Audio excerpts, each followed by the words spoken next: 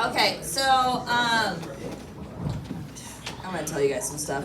So in my early 20s, I used to be the biggest hoe. I would, thank you. Yeah, no, I would go to bars, and then towards the end of the night, I would hand my phone number out to a couple guys and say, hey, you could hit me up, and I'll go to your house or you come to mine, and I would have a one-night stand with them. And I wouldn't even entertain the idea of remembering their name the next day. Oh, it was so quite liberating. I do think that y'all should try it sometime. No, really, you should try it sometime. I'm now taken at this point, so sorry. That is a phase that I'm over with now. But I know that there's a lot of comics here that would be so down. So this is your time. You can do it. They talk about like they have threesomes all the time and everything like that, but they haven't even had twosomes. They've had no sums. They are so lonesomes. Anyway, just like fuck a comic, give them some material. Like I have material. I just have to figure out how to be funny. So I got a lot of material, unfortunately, or fortunately, I don't know, good life. But anyway, you know what, back to me.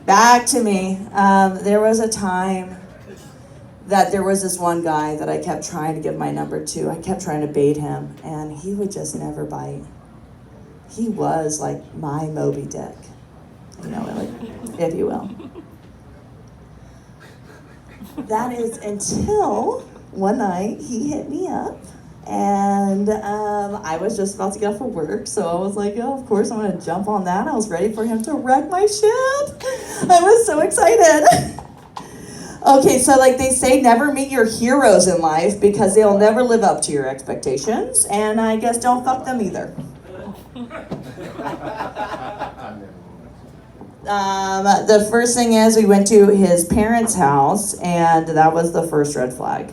And then we went to his room because we couldn't go to the living room because that is a shared space for the whole family. And I didn't want to fuck on his mom's ottoman, so we went to his room. And almost immediately, he wanted to go down on me, which is like, I mean, like, ladies, you get it. It's great. Like, that never happens. So I was pretty excited, but he went to go set the mood, and he went to his laptop, and he started playing Kelly Rowland's Motivation. If you're not sure what that is, it's like, I don't want to feel my legs. Yeah, and so then he went down on me, and it was great. It was really great for 4 minutes because then Kelly Rowland's Motivation ended. And how are we ever going to do this without Kelly? It's not like we're Beyonce. So he got up and replayed Kelly Rowland's Motivation. You know, I don't want to feel my legs.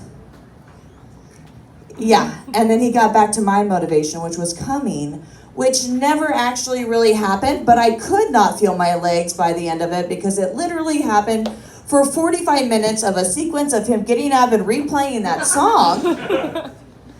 And all the blood had flowed out from my legs, so I could not feel them. So yay, we got something, I guess. But it took so long that he had to run out to go check on his mom's CPAP machine to make sure she was still alive. And when he came back, he asked me if I ever had my asshole eaten out. Yeah. Truthfully, not quite sure why he asked me that after seeing his mom. So, but yeah, no, I said yeah all the time. I'm not quite sure why I said yeah all the time because I had never had my asshole eaten out at that point. But I was praying that it was a magic button back there because I really needed something at that point. I did do some research afterwards, and it is not recommended to get your asshole eaten out after leaving an IHOP. So just in case you were wondering, don't do that. Yeah. Anyway, after that, I think he was pretty tuckered out because he had to go on a smoke break, and I usually love smoking cigarettes, but I insisted that I was going to stay back. And he ended up telling me before he was getting ready to leave that he had a bunch of MDMA in his side drawer and not to take any of it. And I was like, no, not a problem. I'm not going to take any of your MDMA. And then he was like, there's a bunch of money next to that MDMA. Please don't steal any of that. I was like, dude, this is a hookup, not a fucking felony. Like, I am not going to steal any of your fucking shit. Then he says, I'm actually not quite sure how much money is there, so if you took some, I probably wouldn't notice. Like, was he trying to pay me for having sex without actually paying me for having sex? Like, it's a loophole if I stole it? Or he just sensed the poverty on me at the time.